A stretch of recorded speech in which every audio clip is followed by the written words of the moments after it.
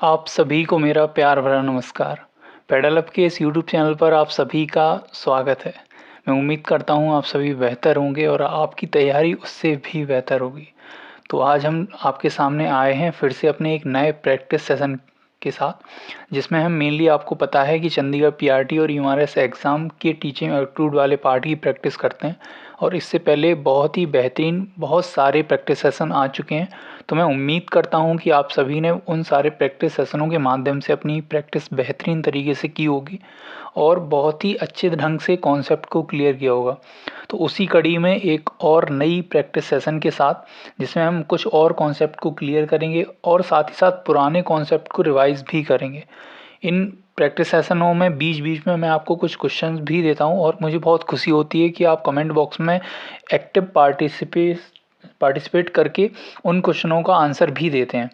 तो ये आपके लिए भी बेहतर है और मुझे भी कहीं ना कहीं इस बात को जानकर खुशी होती है कि कहीं ना कहीं इस लर्निंग प्रोसेस में आप भी उतने ही इन्वॉल्व हैं जितना मैं हूँ। तो बिना देरी करे बढ़ते हैं अपने प्रैक्टिस सेशन की तरफ।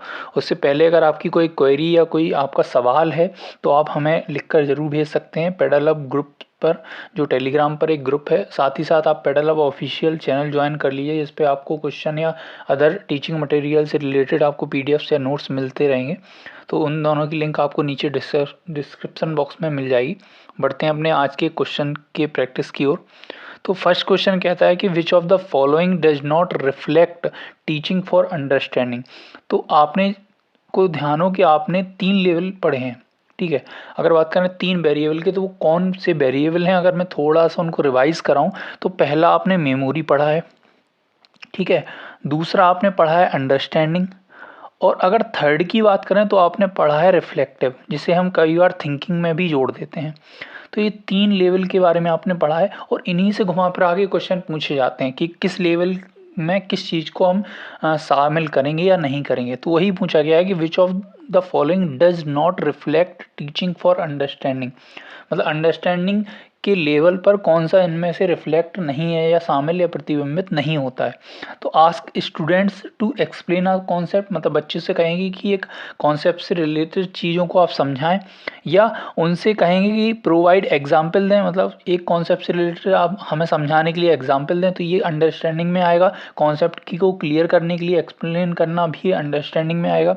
Help student to see differences and generate analogies, कहीं ना कहीं बच्चों को ये देखने में मदद करना कि दो चीज़ों के बीच में क्या बारीक अंतर है। तो ये कहीं ना कहीं आपकी अंडरस्टैंडिंग लेवल में ही आएगा टीचिंग के।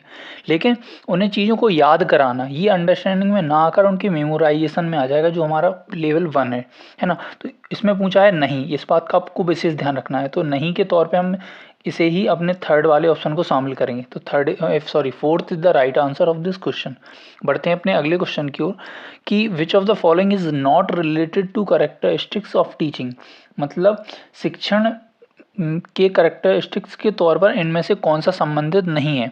टेक जो टीचिंग है वो प्लेस लेती डायनामिक इन्वायरमेंट में कहीं ना कहीं घटित होती है, कंटिन्यूस प्रोसेस है, ऑलवेज स्टूडेंट सेंटर्ड है, या एसेंशियली एंड इंटेलेक्चुअल एक्टिविटी है। तो अगर हम बात करें टीचिंग क्या है, तो टीचिंग आपकी डायनामिक इन्वायरमेंट में होने वाली एक प्रोसेस या प्रक्रिया कह सकते हैं। बिल्कुल ये बात सही होगी। कंटिन्यूस प्रोसेस है, ये बात भी सही होगी, क्योंकि आपको बच्चों की ज़रूरतों के हिसाब से अपनी टीचिंग मेथड या टीचिंग वे को आपको बदलते रहना पड़ेगा, तो वो कंटिन्यूस प्रोसेस में आ जाएगी। ऑलवेज स्टूडेंट सेंटर्ड, ये कहना कहीं ना कहीं थोड़ा सा गलत है। हाँ, हम ये कहेंगे कि हम टीचिंग को ज़्यादा से ज़्यादा स्टूडेंट सेंटर्ड होके लेके चलेंगे, लेकिन ये कहना कि केवल और केवल टीचिंग जो है वो स्टूडेंट सेंटर्ड, ये कहीं ना कहीं अपने आप में गलत है। क्योंकि आपने डेमोन्स्ट्रेशन मेथड, लेक्चर मेथड या प्लेवे मेथड, इन कई तरह के मेथड्स के बारे में पढ़ा होगा। तो इनसे डिफाइन होता है कि जो टीचिंग है वो अलग अलग अप्रोच को लेके चलती है। तो यही हमारा आंसर बन जाएगा इस क्वेश्चन का। बढ़ते हैं अगले क्वेश्चन की ओर कि are teacher give the following activities as a homework assignment to the student, मतलब एक टीचर है वो अपने बच्चे को होमवर्क असाइनमेंट के तौर पे कुछ काम देता है। Which of the following activities will require the student to use local material, आपने टीएलएम के बारे में सुना है, जैसे टीचिंग लर्निंग मटेरियल के तौर पे जाना जाता है। तो वही पूछा है कि टीचर एक असाइनमेंट इस तरीके का दे रहा है जिससे बच्चे ज़्यादा से ज़्यादा अपने लोकल मटेरियल के थ्रू उस चीज़ को एक्सप्लोर करें या उस असाइनमेंट को पूरा करें, जो कि अच्छी अपने आप में एक बहुत ही अच्छा कदम है। तो आपको इनमें से 4 ऑप्शनों में से वो ऑप्शन टिक करना है जो इस लोकल मटेरियल से कनेक्ट कर पा रहा हूँ। Gather information about the countries facing shortage of food, तो ये नहीं, ये केवल आपका मटेरियल, इसमें कहीं ना कहीं आपने केवल इन्फॉर्मेशन को मान लिया, तो ये गलत है। लोकल मटेरियल थोड़ी जरूरी थोड़ी हर तरीके की इन्फॉर्मेशन ऑल अबाउट कंट्रीज, अपने कंट्रीज की बात नहीं करी है, इसलिए ये लोकल मटेरियल में नहीं आएगा। Adjust your diet according to the concept of balance diet, तो इसमें कहीं आपने लोकल मटेरियल को इन्वॉल्व किया ही नहीं है।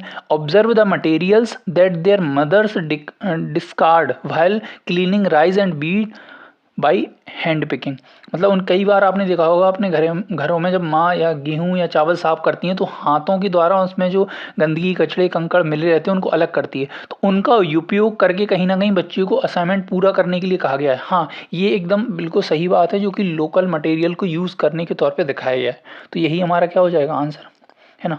बढ़ते हैं अगले क्वेश्चन की ओर कि which of the following are some concept in the objectives of education. आपको ये बताना है कि एजुकेशन के ऑब्जेक्ट के तौर पे आप किन संप्रत्यायों को लेकर चलेंगे। नॉलेज एक्विजिशन है जो आपकी एजुकेशन है, स्किल डेवलपमेंट है, या करेक्टर बिल्डिंग है, या ऑल ऑफ दी अब। तो हमें पता है कि जो एजुकेशन है उसका काम हमारे ज्ञान का विस्तार करना भी है, हमारी कहीं ना कहीं कौशलों का विकास करना भी है, और एक तरीके से हमारे चरित्र का निर्माण करना भी है। तो इसका जो आंसर होगा वो ऑल ऑफ द अबव होगा। बढ़ते हैं अगले क्वेश्चन की ओर, तो इसका जो आंसर होगा वो fourth is the right answer of this question. बढ़ते हैं अगले क्वेश्चन की ओर कि school education in India can be broadly classified into how many stages.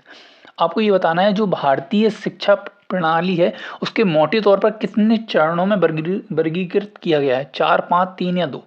तो मैं मतलब बिल्कुल कॉन्फिडेंस के साथ कहना चाहूँगा कि इसका आंसर आप सभी को पता है, बस ये क्वेश्चन थोड़ा सा घुमा के पूछा गया है। इसका जो सही आंसर होगा वो होगा फोर्थ।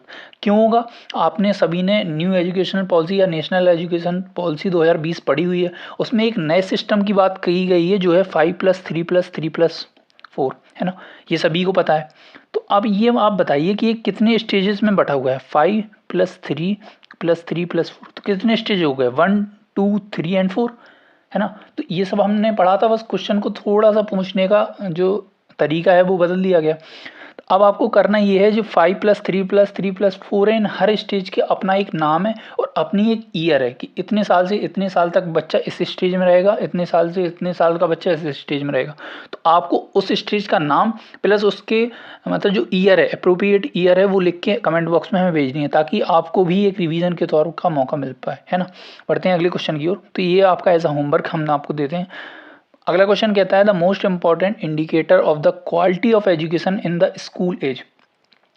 स्कूल इंफ्रा है, इंफ्रास्ट्रक्चर है, क्लासरूम सिस्टम है, text book and teaching learning material है, अचीवमेंट लेवल ऑफ स्टूडेंट है। अगर आपको बच्चे की गुणवत्ता देखनी है कि एजुकेशन या स्कूल में एजुकेशन का लेवल देखना है, किस तरीके की एजुकेशन कराई जा रही है, तो कौन से एक इंडिकेटर है जो आपको उसकी सही जानकारी दे रहा। क्या वो स्कूल का इंफ्रा है कि बहुत अच्छा बिल्डिंग हो, बहुत अच्छी उसमें बेंचेज या करल वगैरह हो, तो उस हिसाब से क्लासरूम बहुत सुंदर बनाया गया हो उस हिसाब से, या बहुत अच्छी अच्छी उनकी बुक्स या टीचिंग लर्निंग मटेरियल दिए गए हों बच्चों को उस हिसाब से, या बच्चों का उपलब्धि स्तर क्या है, वो एक ऐसा इंडिकेटर है जो कहीं ना कहीं शिक्षा की गुणवत्ता को प्रदर्शित करता है। तो हमारा जो सटीक आंसर बनेगा वो है फोर्थ वन, है ना, fourth the right answer of this question. बढ़ते हैं अगले क्वेश्चन की ओर कि the main M of education, मतलब शिक्षा का मुख्य उद्देश्य क्या है। आप क्या समझते हैं कि शिक्षा क्या है? डेवलपमेंट ऑफ लैंग्वेज स्किल है, कहीं ना कहीं भाषा कौशल का विकास है। डेवलपमेंट ऑफ सोशल सिटीजनशिप है, कहीं ना कहीं नागरिकता या सामाजिकता का विकास है जो शिक्षा है।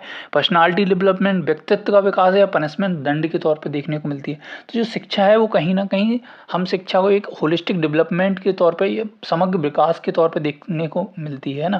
तो इसे हम कहते हैं पर्सनालिटी डेवलपमेंट या व्यक्तित्व विकास। तो यह हमारा fourth is the right answer of this question, sorry third is the right answer of this question. बढ़ते हैं अगले क्वेश्चन की ओर कि education is that thing which makes man self-sufficient and selfless who has given this idea। मतलब कहा गया है कि शिक्षा वह चीज़ है जो मनुष्य को आत्मनिर्भर प्लस निस्वार्थ बनाती है। यह विचार आपको कहाँ देखने को मिलता है? ऋग्वेद में, सामवेद में, अथर्ववेद में, या यजुर्वेद में? तो ये जो आपको विचार देखने को मिलता है वो आपको ऋग्वेद में देखने को मिलता है, और ऋग्वेद को कहीं ना कहीं सबसे प्राचीनतम वेदों की संज्ञा भी प्राप्त है। इस तौर पे आप ये याद कर सकते हैं। बढ़ते हैं अगले क्वेश्चन की ओर कि long term goals are likely to be considered as, मतलब जो हम लॉन्ग टर्म गोल या दीर्घकालिक लक्ष्य बनाते हैं उनको किस तरीके से हम डिनोट या कंसीडर करेंगे। परमानेंट कहेंगे, टेम्परेरी कहेंगे, फ्लेक्सिबल कहेंगे, या इनमें से कोई नहीं। तो अगर हम बात करें हमारे लंबे लक्ष्यों की या लॉन्ग टर्म गोल्स की, तो वो स्थायी होते हैं, है ना। अब क्यों स्थायी होते हैं, हो सकता है कुछ लोग बोल रहे हो ये फ्लेक्सिबल होते हैं, बट आप ये देखिए कि जो लॉन्ग टर्म गोल होते हैं वो निश्चित होते हैं कि हाँ हम 1 या 2 होंगे निश्चित, बट उनको पाने के लिए हम कई तरह के सब गोल्स बनाते हैं, मिनी गोल्स बनाते हैं, वो हम फ्लेक्सिबल कर सकते हैं और करते भी हैं, क्योंकि सिचुएशन के हिसाब से हमें उनको बदलना पड़ता है ना। तो जो लॉन्ग टर्म गोल होते हैं वो तो हमारे परमानेंट हैं, बट जो मिनी गोल्स या सब गोल्स हैं वो फ्लेक्सिबल भी हो सकते हैं, वो टेम्परेरी भी होते हैं। तो इस बात का आपको विशेष ध्यान रखना है। बढ़ते हैं अगले क्वेश्चन की ओर कि which of the following is not related to cognitive domain, है ना। इनमें से कौन सा संज्ञानात्मक क्षेत्र से जुड़ा नहीं है। तो सबसे पहली बात अगर मैं यहाँ करूँ कि संज्ञानात्मक क्षेत्र को आपने एक टेक्सोनोमी ब्लूम की पढ़ी है ना, आपको ये बताना उसमें कितने लेवलों के बारे में ब्लूम ने बात करी है, इसका आंसर आप कमेंट बॉक्स में हमें दीजिएगा। और जब लेवलों के बारे में अगर आपको जानकारी है तो उसमें अलग अलग लेवल के नाम दिए गए हैं, तो उन लेवलों में कॉग्निटिव डोमेन की बात करें तो यहाँ आपका वैल्यूइंग कहीं है नहीं, है ना। नॉलेज है, एप्लीकेशन है, अंडरस्टैंडिंग है, बट यहाँ वैल्यूइंग की कहीं बात नहीं की गई, तो यही हमारा इसमें शामिल नहीं होगा। बढ़ते हैं अगले क्वेश्चन की ओर कि which one of the following is not an important characteristics of a learner, मतलब कौन सा इनमें लर्नर का इंपॉर्टेंट करेक्टरिस्टिक्स नहीं है। रेडीनेस टू लर्न, मतलब सीखने की तत्परता, शिक्षक क्या कहते हैं उस पर ध्यान देना, अपनी गलतियों को स्वीकार करना या उनमें सुधार करना, या पढ़ाए जाने वाले विषय की पूर्व तैयारी। तो इसका आंसर आप दें तो ज़्यादा बेहतर है, क्योंकि ये सिचुएशन बेस्ड और इसको पढ़ते ही आपको आंसर मिल जाएगा कि कौन सा लर्नर का करेक्टरिस्टिक्स नहीं है। यहाँ विशेष बात जो देनी है आपको लर्नर पे देनी है और नोट पे। मैंने आपको एक हिंट दे दी, तो ये आपका एज अ होमवर्क क्वेश्चन है। बढ़ते हैं अगले क्वेश्चन की ओर कि for good teaching in the class first of all a teacher should be well aware, मतलब अगर आप कक्षा में बहुत अच्छा शिक्षण देना चाहते हैं तो आपको किस चीज़ से वेल अवेयर होना पड़ेगा। मोटिवेशनल टेक्निक से, रिस्पॉन्स जो आप जिसकी आप तलाश कर रहे हैं बच्चों से, टीचिंग लर्निंग मटेरियल से, या about what does he want to teach, मतलब क्या आप पढ़ाने वाले हैं। तो अगर आप बात करें कि गुड टीचिंग के लिए जो सबसे ज़रूरी चीज़ है वो ये है कि आप जो पढ़ाने जा रहे हैं उसके फलस्वरूप आप किस चीज़ की प्राप्ति अपने बच्चों से चाहते हैं। जैसे नॉर्मली हम कहीं ना कहीं लर्निंग आउटकम्स के तौर पे देखते हैं, या टीचिंग लर्निंग आउटकम्स के तौर पे। तो इसका जो सही आंसर होगा वो होगा आपका थर्ड वन, कि जो आप पढ़ाने जा रहे हैं, सॉरी सेकंड वन, रिस्पॉन्स क्या मिलने वाले हैं उससे।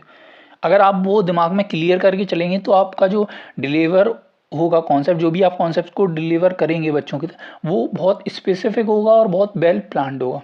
इस बात को आपको ध्यान में रखना। बढ़ते हैं अगले क्वेश्चन की ओर कि the highest level of cognitive domain is, मतलब कॉग्निटिव डोमेन का हाईएस्ट लेवल कौन सा है। तो अभी हमने बात करी थी ब्लूम टैक्सोनॉमी की, जिसमें कई सारे लेवल्स बांटे गए हैं, जिसमें वैल्यूइंग नहीं था। अब उसी में पूछा है कि आपका हाईएस्ट लेवल किसे माना गया है, सिंथेसिस, एनालिसिस, कंप्रिहेंसिव या एवोल्यूशन को। तो कहीं ना कहीं अगर मैं बात करूं थोड़ी सी ब्लूम टैक्सोनॉमी की, यहाँ अगर हम बात करते हैं तो ब्लूम टैक्सोनॉमी को आपको इस तरीके से एक ट्रायंगल के थ्रू आपने पढ़ा होगा, है ना। उसमें कई सारे लेवल डिनोट किए गए हैं। और अगर आप बात करें कि ब्लूम टैक्सोनॉमी को आपको 2001 में रिवाइज भी किया गया था, तो यहाँ देखने वाली ये बात है कि कई सारे लेवलों में उसे बांटा गया था। रिवाइज करने के बाद उसका जो ऊपर का लेवल है वो चेंज कर दिया गया था। लेकिन यहाँ देखने वाली अगर क्वेश्चन की बात करें तो कौन सा हाईएस्ट लेवल है, तो वो है आपका मूल्यांकन का। अब आपको ये बताना है कि जो ब्लूम टैक्सोनॉमी को आगे चल के रिवाइज किया गया था उसके हाईएस्ट लेवल पे किस चीज़ को देखा गया था, या कौन सी चीज़ आपको देखने को मिलती है ना। ये आपका एक और होमवर्क के तौर पे क्वेश्चन हो गया। बढ़ते हैं अगले क्वेश्चन की ओर कि which of the following is not a domain of और category of instructional objectives according to Bloom, मतलब ब्लूम के अनुसार इनमें से कौन सा एक डोमेन नहीं है। तो आपका क्या सोशल पॉलिटिकल है, कॉग्निटिव है, अफेक्टिव है, साइकोमोटर है। तो अगर बात करें कॉग्निटिव, अफेक्टिव और साइकोमोटर, ये तीनों आपके डोमेन के तौर पे देखे जाते हैं, बट आपका जो सोशल पॉलिटिकल है वो डोमेन में शामिल नहीं है। तो हमारा आंसर जो हो जाएगा वो हो जाएगा फर्स्ट वन, सामाजिक राजनीतिक, है ना। बढ़ते हैं अगले क्वेश्चन की ओर। A teacher ask her student to read the news about recent events in the state, then the students are asked to classify the events into different ruling system.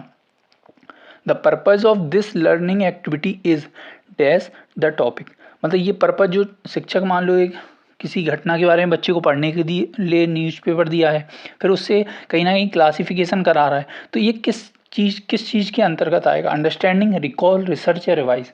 तो पहले उसे देखना है, पढ़ने के लिए दिया है, फिर उसे क्लासिफिकेशन करा रहा है, तो ये कहीं ना कहीं टीचर ये जांचना चाह रहा है, ये समझना चाह रहा है कि बच्चे ने जो पढ़ा है उसे कितना समझा है। तो ये कहीं ना कहीं बच्चे की समझ स्तर को जानने के लिए एक माध्यम बन के सामने आएगा। तो ये अंडरस्टैंडिंग लेवल को चेक कर सकते हैं। आई होप आपको ये क्वेश्चन सारे समझ में आ गए होंगे और इनका एक्सप्लेनेशन भी आपको बेहतरीन लगा होगा। तो इसके साथ ही अगर आप और प्रैक्टिस करना चाहते हैं तो ये कुछ प्लेलिस्ट आपको हमारे चैनल पर मिल जाएंगी, इनके माध्यम से आपको बहुत सारे कई डिफरेंट टॉपिक्स के रिलेटेड बहुत सारे क्वेश्चन मिल जाएंगे, जिनसे आपके कॉन्सेप्ट की क्लियरिटी बहुत बेहतरीन होगी। हर क्वेश्चन को इसी तरीके से एक्सप्लेन आपको किया गया है। और अगर आप चाहते हैं किसी पर्टिकुलर क्वेश्चन को आपको एक्सप्लेन किया जाए तो आप निश्चित तौर पर हमारे पेडालब ग्रुप पर हमें वो क्वेश्चन भेज सकते हैं, या अपनी जो भी क्वेरी है उस पर सेंड कर दीजिएगा। आपको नेक्स्ट वीडियो में या नेक्स्ट प्रैक्टिस सेशन के माध्यम से आपकी वो कन्फ्यूजन क्लियर कर दी जाएगी। तो मिलते हैं अगले बेहतरीन प्रैक्टिस सेशन के साथ। तब तक के लिए अपना ख्याल रखिए, हंसते रहिए, मुस्कुराते रहिए। Bye bye, take care.